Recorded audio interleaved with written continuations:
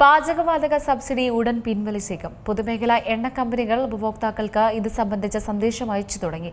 Subsidy നിർത്തലാക്കാനുള്ള നീക്കത്തിനെതിരെ വ്യാപക വിമർശനമുയരുന്നുണ്ട്. അടിപൊളി, 8ന്റെ പണി തന്നെ. ആഗോള സമ്മർദ്ദങ്ങൾ വർദ്ധിച്ചു വരുന്ന സാഹചര്യമാണ് ഇപ്പോഴുള്ളത്. ഇന്ത്യ ശരിക്കും കോവിഡ് കാലത്തിന് സമാനമായ രീതിയിലാണ്. ചില നിയന്ത്രണങ്ങൾ സ്വയം ഏറ്റെടുക്കണമെന്ന് പ്രധാനമന്ത്രി നരേന്ദ്രമോദി ജനങ്ങളോട് ആവശ്യപ്പെട്ട സമയം അത്രത്തോളം പ്രാധാന്യമുള്ളതും ആശങ്ക നിറയ്ക്കുന്ന ഒന്നുകൂടിയാണ്. പ്രധാനമന്ത്രി പറഞ്ഞതിന് തൊട്ടു പിന്നാലെ ഇപ്പോഴിതാ പാചകവാതക സബ്സിഡിയിൽ മാറ്റം വരുന്നു. ഇനി എല്ലാവർക്കും പഴയതുപോലെ ലഭിക്കില്ല. 10 ലക്ഷം രൂപയ്ക്ക് മുകളിൽ വാർഷിക വരുമാനമുള്ള കുടുംബങ്ങളാണെങ്കിൽ ഇനി പണി പാളും. അതായത് 10 ലക്ഷം രൂപയ്ക്ക് മുകളിൽ വാർഷിക വരുമാനമുള്ള കുടുംബാംഗങ്ങളുടെ പാചകവാതക സബ്സിഡി നിർത്തലാക്കുമെന്ന എണ്ണ കമ്പനികളുടെ സന്ദേശമാണ് ഇപ്പോൾ ആശങ്കയുണ്ടാക്കുന്നത്. ഈ സന്ദേശം മൊബൈൽ ഫോണുകളിൽ വന്നു തുടങ്ങിയതോടെ ആശങ്കയിലായിട്ടുണ്ട് പല ഉപഭോക്താക്കളും. കേന്ദ്ര സർക്കാരിന്റെ നിർദ്ദേശപ്രകാരമാണ് ഈ സന്ദേശങ്ങൾ അയക്കുന്നതെന്നും മറ്റ് നിർദ്ദേശങ്ങളൊന്നും ലഭിച്ചിട്ടില്ലെന്നുമാണ് എണ്ണ കമ്പനികളുടെ വിശദീകരണം. ആദായനികുതി വകുപ്പിൽ നിന്നും ലഭിച്ച ഡാറ്റകളുടെ അടിസ്ഥാനത്തിലാണ് ഈ മാറ്റം വന്നിരിക്കുന്നത്.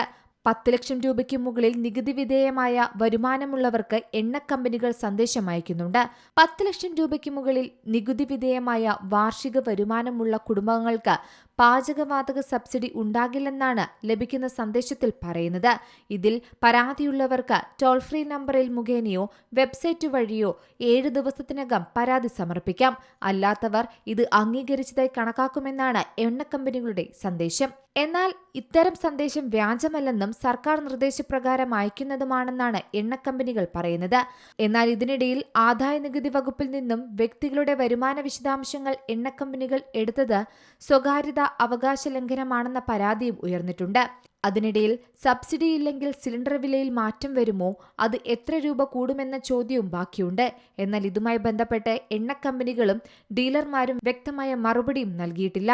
നിലവിൽ ഉജ്ജ്വല സ്കീമിലുള്ളവർക്ക് 300 രൂപയാണ് subsidy.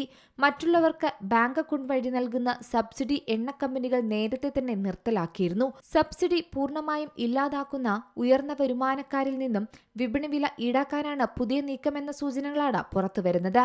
News desk Zee Malayalam news.